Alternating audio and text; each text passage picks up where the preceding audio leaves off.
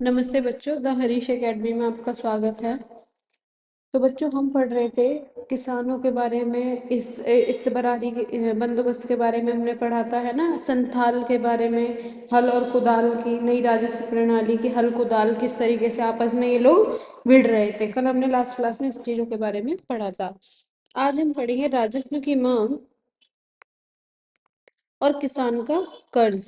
यानी कि क्या जो टैक्स मांगा जाता था, उनकी क्या मांग होती थी और किसानों पर किस तरीके से कर्ज का दबाव बना रहता था। ठीक है, तो करते हैं स्टार्ट। बम्बई दक्कन में पहला राजस्व बंदोबस्त 1820 के दशक में किया गया।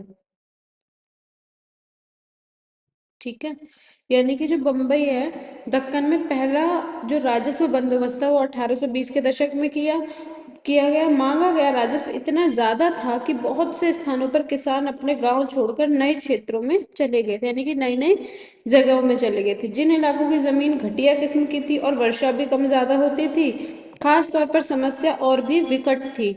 जब वर्षा नहीं होती थी और फसल खराब होती थी तो किसानों के लिए राजस्व अदा करना असंभव हो जाता था। फिर भी राजस्व इकट्ठा करने वाले प्रभारी कलेक्टर अपनी कार्यकुशलता को प्रदर्शित करने और अपने बड़े अधिकारियों को प्रसन्न करने के लिए अत्यंत उत्कट कर रहते थे। इसलिए वे अत्यंत कठोरता पूर्वक राजस्व वसूल करने का प्रयत्न करते थे। जब कोई किसान अपना राजस्व या अपना टैक्स नहीं दे पाता था तो उसकी फसलें जब्त कर ली जाती थी और समूचे गांव पर जुर्माना ठोक दिया जाता था। 1830 के दशक तक आते आते यह समस्या और भी ज्यादा गंभीर हो गई। सन 1832 के बाद कृषि उत्पादों की कीमतों में, यानी कि जो कृषि से जिन चीजों की कृषि की जाती थी, उन उत्पादकों की कीमतों में तेजी से गिरावट आई और लगभग 1.5 दशक तक इस स्थिति में कोई सुधार नहीं आया। इसके परिणाम स्वरूप किसानों की आय, यानी कि जो किसानों को आय दी जाती थी, उसमें और भी ज्यादा गिरावट आई। इसी दौरान 1832-34 के वर्षों में देहाती इलाके अकाल की चपेट में आकर बर्बाद हो गए थे। दक्कन का 1/3 पशुधन मौत के मुंह में चला गया और आदि मानव जनसंख्या भी काल का ग्रास बन गई, और जो बचे उनके पास भी उस संकट का सामना करने के लिए खाद्यान्न नहीं थे। खाद्यान्न मतलब उनके पास खाने योग्य कोई भी चीज नहीं थी। राजस्व की बकाया राशियां आसमान को छूने लगी थी। ऐसे समय में किसान लोग कैसे जीवित रहे, उन्होंने राजस्व कैसे अदा किया, अपनी जरूरत की चीजों को कैसे जुटाया, अपने हल बैल कैसे खरीदे और अपने बच्चों की शादियां कैसे करी होंगी। यह सब करने के लिए पैसा उधार लेने के अलावा उनके पास और कोई चारा नहीं था। ऋणदाता से पैसा उधार लेकर ही राजस्व चुकाया जा सकता था। यानी कि हम जब ऋण लेते थे तो ऋणदाता से हमने पैसा उधार लिया, जो और ये ऋण कौन देता था हमें? जो सूबेदार होते थे। पढ़ा था ना हमने पहले इसमें कि सूबेदार क्या करते थे, लोगों को ऋण देते थे, यानी कि उन्हें कर्ज देते थे। और लेकिन यदि रैयत ने एक बार ऋण ले लिया तो उसे वापस करना उसके लिए कठिन हो गया। यानी कि किसानों ने अगर एक बार ऋण ले लिया, नॉर्मल सी बात है, आपके खर्चे तो वही के वही है ना, लेकिन आपने दूसरे से कर्जा ले लिया तो उसको वहां से निकालना, उन चीजों को सबको मैनेज करना बहुत मुश्किल हो जाता है। कर्ज बढ़ता गया, उधार की राशियां बकाया रहती गई और ऋणदाताओं पर किसानों की निर्भरता बढ़ती गई।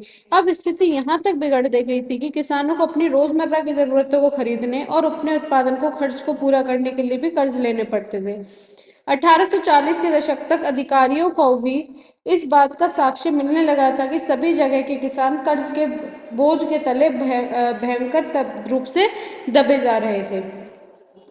1840 के दशक के मध्य में एक विशेष प्रकार के आर्थिक पुनरुत्थान के लक्षण दिखाने लगे, यानी कि अब जो आर्थिक स्थिति थी वो सुधरती हुई कुछ नजर आ रही थी। तब अनेक ब्रिटिश अधिकारियों ने यह महसूस करना शुरू कर दिया कि 1820 के दशक में किए गए राजस्व संबंधी बंदोबस्त कठोरता पूर्ण थे।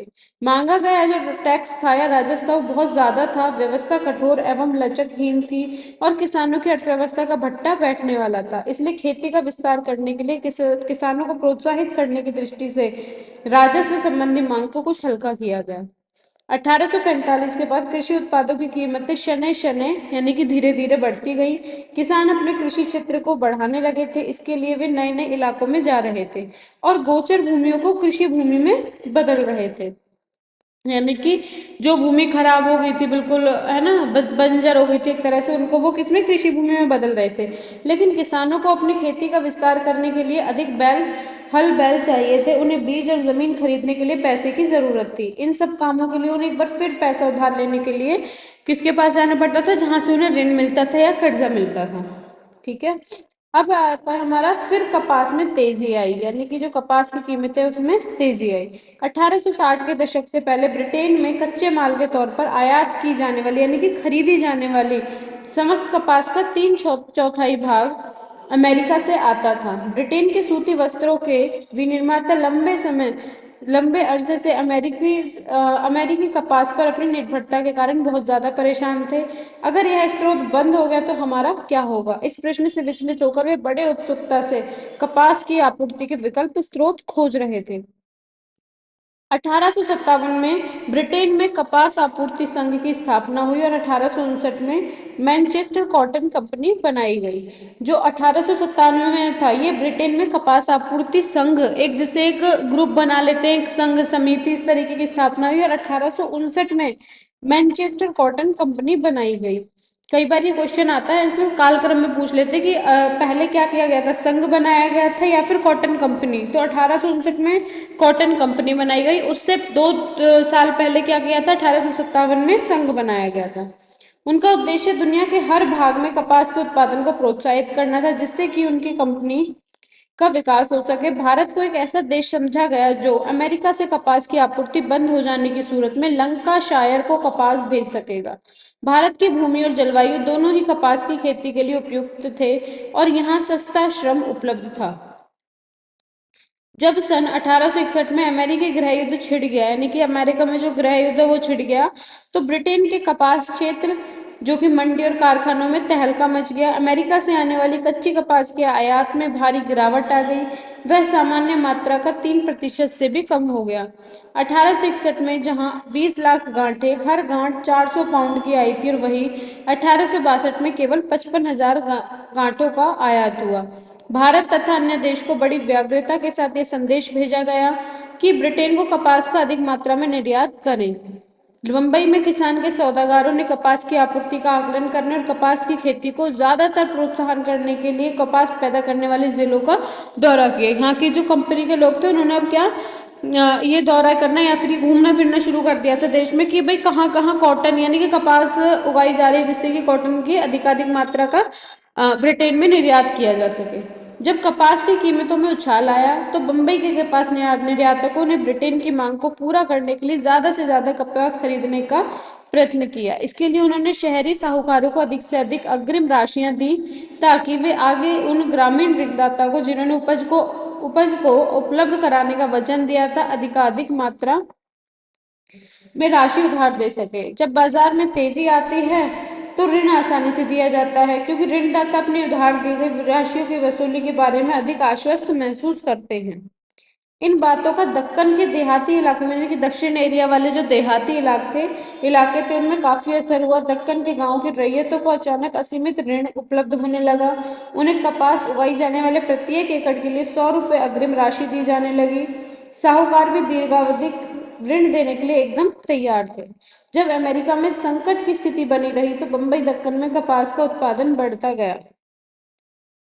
1860 से 1864 के दौरान कपास उगाने वाले एकड़ों की संख्या 2 गुनी हो गई। 1862 तक स्थिति यह आई कि ब्रिटेन में जितना भी कपास का आयात होता था, यानी कि ब्रिटेन में जितना भी हम आयात करते थे, खरीदते थे, उसका 90% भाग अकेले भारत से जाता था। लेकिन इन तेजी के वर्षों में सभी कपास उत्पादकों को समृद्धि प्राप्त नहीं हो सकी। कुछ धनी किसानों को तो लाभ अवश्य हुआ, लेकिन अधिकांश किसान कर्ज के बोझ से और ज्यादा दब गए थे। अब आता है ऋण का स्रोत सूख गया। ऋण, इस लाइन से आप क्या समझते हो कि ऋण का स्रोत सूख गया, यानी कि जहां से वो ऋण लेते थे वो जगह अब एक तरह से खत्म होती जा रही थी, है ना। तो इसके बारे में हम पढ़ेंगे अब। जिन 2 दिनों कपास के व्यापार में तेजी रही, भारत के कपास व्यापारी अमेरिका को स्थायी रूप से विस्थापित करके कच्ची कपास के विश्व बाजार को अपने कब्जे में करने के सपने देखने लगे। 1861 में बॉम्बे गजट के संपादक ने पूछा, जो बॉम्बे गजट के संपादक थे उन्होंने पूछा, दास राज्यों को विस्थापित करके, दास राज्यों ने संयुक्त राज्य अमेरिका को विस्थापित करके लंकाशायर को कपास का एकमात्र कर्ता बनने से भारत को कौन रोक सकता है। लेकिन 1865 तक ऐसे सपने आने बंद हो गए। अब अमेरिका में गृह युद्ध समाप्त हो गया था, तो वहां कपास का उत्पादन फिर से चालू हो गया और ब्रिटेन से भारतीय कपास के निर्यात में गिरावट आती चली गई। महाराष्ट्र में निर्यात व्यापारी, यानी कि जो दूसरी जगह देते थे कपास को, और साहूकार अब दीर्घावधिक ऋण देने के लिए उत्सुक नहीं रहे। उन्होंने देख लिया था कि भारतीय कपास की मांग घटती जा रही है और कपास की कीमतों में भी गिरावट आ रही है। इसलिए उन्होंने अपना कार्य व्यवहार बंद करने, किसानों को अग्रिम राशियां प्रतिबंधित करने और बकाया ऋणों को वापस मांगने का निर्णय किया। एक और तो ऋण का स्रोत सूख गया, वहीं दूसरी ओर राजस्व की मांग और ज्यादा बढ़ा दी गई। अब किसानों के लिए या रैयतों के लिए ये बहुत ही वैसा समय था कि जब उन्हें ऋण भी नहीं मिल रहा था और उन्हें राजस्व भी देना था। जैसा कि हमने ऊपर पढ़ा है, पहला राजस्व बंदोबस्त 1820 और 1830 के दशकों में किया गया था। अब अगला बंदोबस्त करने का समय आ गया था और इस नए बंदोबस्त में मांग को नाटकीय ढंग से 50 से 100 तक बढ़ा दिया गया। भला बेचारे रैयत उस हालत में जबकि कीमतें गिर रही थी और कपास के खेत गायब हो रहे थे, इस प्रकार बढ़ी हुई मांग को कैसे पूरा कर सकते थे। इसलिए उन्हें एक बार फिर ऋणदाता की शरण में जाना पड़ा। लेकिन जो ऋणदाता थे उन्होंने अब की बार ऋण देने से इनकार कर दिया था।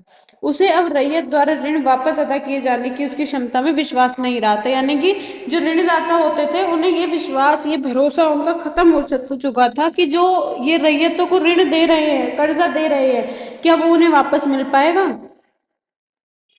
अब देखो रैयत अर्जी, नीचे एक याचिका का उदाहरण दिया गया है, ये हमारा स्रोत 8 है ना, जो करजत तालुकों के मीर गांव के एक रैयत द्वारा कलेक्टर अहमदनगर दक्कन दंगा आयोग को दी गई थी। साहूकार लोग काफी दिनों से हम पर अत्याचार कर रहे हैं, क्योंकि हम अपना घर खर्च चलाने के लिए काफी मात्रा में पैसा नहीं कमा सकते। इसलिए हम उनके पैसा, कपड़ा, अनाज मांगने के लिए मजबूर हो गए हैं। उनमें उनसे हमें ये चीजें मिलती जाती है, पर बड़ी कठिनाई से, और उसके लिए हमें उसके साथ कड़ी शर्तों पर बंद पत्र लिखने के लिए मजबूर होना पड़ता है। इसके अलावा कपड़ा और अनाज भी नगद दरों पर नहीं बेचा जाता। हमसे जो कीमतें मांगी जाती हैं वह नकदी कीमत चुकाने वाले ग्राहकों की अपेक्षा आमतौर पर 25 से 50% होती है। हमारे खेतों की जो उपज है वो भी साहूकार ले जाते हैं। उपज ले जाते समय तो वे हमें यह आश्वासन देते हैं कि इसकी कीमत हमारे खाते में जमा कर दी जाएगी, लेकिन वे हमारे खाते में ऐसा कोई उल्लेख नहीं करते, यानी कि कुछ भी ऐसा लिखते नहीं है वो खाते में कि हाँ इन्होंने ऐसा किया है या दिया है कुछ भी। पैसा उधार देने का कारोबार निश्चित रूप से औपनिवेशिक शासन से पहले भी काफी फैला हुआ था और ऋणदाता अक्सर ताकतवर हस्तियां होते थे, यानी कि जो ऋण को देते थे, प्रोवाइड करते थे कर्ज को, वो काफी ताकतवर हस्तियां होते थे। कई प्रकार के प्रथागत मानक ऋणदाता रैयत के पारस्परिक संबंधों पर लागू होते थे और उन्हें विनियमित करते थे। एक सामान्य मानक था कि ब्याज मूलधन से अधिक नहीं लिया जा सकता था। इसका प्रयोजन ऋणदाता द्वारा दी जाने वाली जबरन वसूली को सीमित करना और परिभाषित करना था कि उचित ब्याज क्या होना चाहिए। औपनिवेशिक शासन में इस नियम की धज्जियां उड़ा दी गई। दक्कन दंगा आयोग द्वारा छानबीन किए गए मामलों में से एक मामले में ऋणदाता ने 100 रुपए के मूलधन पर 2000 रुपए से भी ज्यादा ब्याज लगा रखा था। बताओ कैसे जो रैयत थे, जो किसान थे, वो कैसे इतना पे कर पाते। मतलब कीमत तो हमारी कितनी दी उन्होंने, 100 रुपए, लेकिन उस पर ब्याज जो लगा दिया है ना, इंटरेस्ट, वो कितना कर दिया, 2000 रुपए हो गए। तो अनेकानेक याचिकाओं में रैयत लोगों ने इस प्रकार की जबरन वसूली और प्रथाओं के उल्लंघन से संबंधित अन्याय के विरुद्ध शिकायत करी थी। रैयत ऋणदाता को कुटिल और धोखेबाज समझने लगे थे। वे ऋणदाताओं के द्वारा खातों में धोखाधड़ी करने और कानून को धत्ता बताने की शिकायतें करते थे। 1859 में अंग्रेजों ने एक परिसीमन कानून पारित किया, जिसमें कहा गया था, ये बहुत इंपॉर्टेंट है, परिसीमन कानून, इसको आप अंडरलाइन कर लो। तो अंग्रेजों ने एक परिसीमन कानून लागू करा, जिसमें कहा गया कि ऋणदाता और रैयतों के बीच हस्ताक्षरित ऋण पत्र केवल 3 वर्षों के लिए मांगना होगा। यानी कि जो ऋणदाता होते थे, जो ऋण उपलब्ध कराते थे, वो और रैयतों के बीच क्या होगा, हस्ताक्षरित एक ऋण पत्र होगा, यानी कि एक तरह से एक एग्रीमेंट होता है जो उस तरीके का, और 3 वर्षों के लिए ये मान्य होगा। इस कानून का उद्देश्य बहुत समय तक ब्याज को संचित होने से रोकना था, किंतु ऋणदाता ने इस कानून को घुमाकर अपने पक्ष में कर लिया और रैयत से हर तीसरे साल एक नया बंध पत्र बनवाने लगे। जब कोई नया बॉन्ड हस्ताक्षरित होता तो न चुकाई गई शेष राशि के अर्थात मूलधन और उस पर उत्पन्न और इकट्ठा हुए संपूर्ण ब्याज को मूलधन के रूप में दर्ज किया जाता और उस पर नए सिरे से ब्याज लगने लगता। दक्कन दंगा आयोग को प्राप्त हुई याचिकाओं में रैयत लोगों ने बतलाया कि यह प्रक्रिया कैसे काम कर रही थी, जिसे हम किसमें इसमें हमने स्रोत 10 में दिखाया गया है। आगे हम इसे पढ़ेंगे, ठीक है। और किस प्रकार ऋणदाता लोग रैयत को ठगने के लिए तरह तरह के हथकंडे अपनाते थे। जब ऋण चुकाए जाते तो वे रैयत को उसकी रसीद देने से इनकार कर देते थे, बंद पत्रों में जाली आंकड़े भर लेते थे, किसानों की फसल नीची कीमतों पर ले लेते थे और आखिरकार किसानों की धन संपत्ति पर ही अपना कब्जा कर लेते थे। तरह तरह के दस्तावेज और बंद पत्र इस नई अत्याचार पूर्ण प्रणाली के प्रतीक बन गए। पहले ऐसे दस्तावेज बहुत ही कम हुआ करते थे, किंतु ब्रिटिश अधिकारी अनौपचारिक समझौते के आधार पर पुराने ढंग से किए गए लेन देन को संदेह यानी कि एक डाउट के दृष्टिकोण से देखते थे। उनके विचार से लेन देन की शर्तें संविदाओं, दस्तावेज और बंद पत्रों में साफ साफ सुस्पष्ट और सुनिश्चित शब्दों में कही जानी चाहिए और वे विधि सम्मत होनी चाहिए। जब तक कि कोई दस्तावेज या संविदा कानून की दृष्टि से प्रवर्तनीय यानी कि उसमें चेंजेस नहीं होगा, तब तक उसका कोई मूल्य नहीं होगा। समय के साथ किसान समझने लगे कि उनके जीवन में जो भी दुख तकलीफ है वह सब बंद पत्रों और दस्तावेजों की इस नई व्यवस्था के कारण ही है। उनसे दस्तावेजों पर हस्ताक्षर यानी कि उनसे साइन ले लिए जाते थे जबरन और अंगूठे के निशान लगवा लिए जाते थे, पर उन्हें यह पता नहीं चलता था कि वास्तव में वे किस पर हस्ताक्षर कर रहे हैं या अंगूठे के निशान लगा रहे हैं। उन्हें इन खंडों के बारे में कुछ भी पता नहीं होता जो ऋणदाता बंद पत्रों में लिख देते थे। वे तो हर लिखे हुए शब्द से डरने लगे थे, मगर वे लाचार थे क्योंकि जीवित रहने के लिए उन्हें ऋण चाहिए था और ऋणदाता कानूनी दस्तावेजों के बिना ऋण देने को तैयार ही नहीं थे। ठीक है।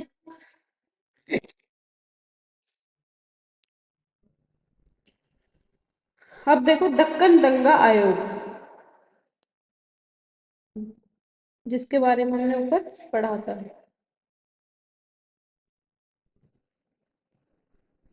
क्या होता है तो जब विद्रोह दक्कन में फैला तो प्रारंभ में बंबई की सरकार उसे गंभीरता पूर्वक लेने को तैयार नहीं थी, यानी कि उन्होंने उसे सीरियस नहीं लिया जब ये दंगा हुआ। लेकिन भारत सरकार ने, जो कि 1857 की याद से चिंतित थी, क्योंकि जो 1857 का विद्रोह था वो बहुत ही भयानक विद्रोह था, जिसे सिपाही विद्रोह के नाम से भी जाना जाता है। बंबई की सरकार पर दबाव डाला गया कि वह दंगों के कारण की छानबीन के लिए एक जांच आयोग बैठाए। आयोग ने एक रिपोर्ट तैयार की जो 1878 में ब्रिटिश पार्लियामेंट में पेश करी गई। यह रिपोर्ट, जिसे दक्कन दंगा रिपोर्ट कहा जाता था, ठीक है। इतिहासकारों को उन दंगों का अध्ययन करने के लिए आधार सामग्री उपलब्ध कराती है। आयोग ने दंगा पीड़ित जिलों में जांच पड़ताल कराई, रैयत वर्गों, साहूकारों और चश्मदीद गवाहों के बयान लिए, भिन्न भिन्न क्षेत्रों में राजस्व की दरों, कीमतों और ब्याज के बारे में आंकड़े इकट्ठे किए और जिला कलेक्टरों द्वारा भेजी गई रिपोर्टों का संकलन करा।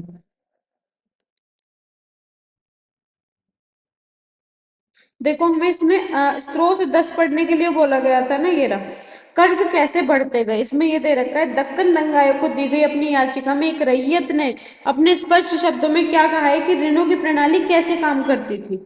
एक साहूकार अपने कर्जदार को एक बंद पत्र के आधार पर 100 रुपए की रकम 3 या 2% की मासिक दर पर उधार देता है, यानी कि 100 रुपए दे रहा है और वो 3 से 2% पर दे रहा है उसे। कर्ज लेने वाला इस रकम को बॉन्ड पास होने की तारीख से 8 दिन के भीतर वापस अदा करने का करार करता है। रकम वापस अदा करने के लिए निर्धारित समय के 3 साल बाद साहूकार अपने कर्जदार से मूलधन और ब्याज दोनों को मिलाकर बनी राशि के लिए एक अन्य बॉन्ड उसी ब्याज दर से लिखवा लेता है और उसे संपूर्ण कर्ज चुकाने के लिए 125 दिन की मोहलत दे देता है। 3 साल और 15 दिन बीत जाने पर कर्जदार द्वारा एक तीसरा बॉन्ड पास किया जाता है। 12 वर्ष के अंत में 1000 रुपए की राशि पर इसका कुल ब्याज 2028 रुपए 10 आना 3 पैसे हो जाता है। तो इस तरीके से क्या हो रहा था कि जो रैयत थे इन पर बहुत ज्यादा बोझ पड़ रहा था। ठीक है, तो बच्चों ये चैप्टर हमारा हुआ कंप्लीट। यहाँ पर आप एक बार ये देख लेंगे इसका जो कालक्रम है ना, जैसे संतालों की बगावत, बंगाल में इस्तेमारारी बंदोबस्त कब आया, बाकी चैप्टर आपका कंप्लीट हो गया है। कल हम इससे रिलेटेड कुछ इंपॉर्टेंट क्वेश्चंस करेंगे अपने नेक्स्ट वीडियो में। ठीक है, आप एक बार इसे अच्छे से और रीड कर लेंगे, खुद से कोशिश करें एक बार, तब चीज़ें ज़्यादा अच्छे से समझ आती हैं। तो मिलते हैं अपनी नेक्स्ट वीडियो में, तब तक के लिए goodbye and have a nice day. Thank you.